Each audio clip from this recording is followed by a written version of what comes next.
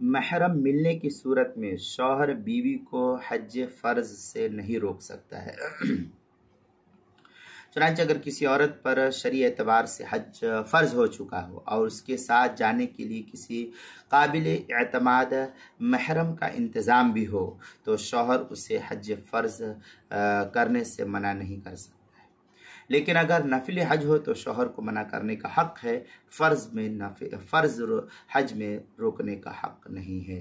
چنانچہ غنیۃ الناسک کے اندر وَلَيْسَ لِلزَّوْجِ مَنْعُهَا مِنْ حجۃ الاسلام اذا كان معها محرم والا فله كما يمنع من غیر حجۃ الاسلام۔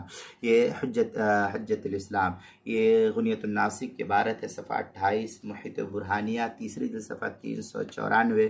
اسی کے ہم مثل عبارت فتاوی تاتارخانیہ اس کی تیسری جلد صفحہ 475، در مختار جو زکریہ بگٹی پور دیوبند کا ہندی نسخہ اس کی تیسری جلد صفحہ 465، تبیین الحقائق دوسری جلد صفحہ 283، اور البحر الرائق جو زکریہ بگٹی پور دیوبند کا ہندی نسخہ ہے اس کی دوسری جلد صفحہ 552، فتح القدیر دوسری جلد صفحہ 428، کتاب المسائل اس کی تیسری جلد صفحہ 91۔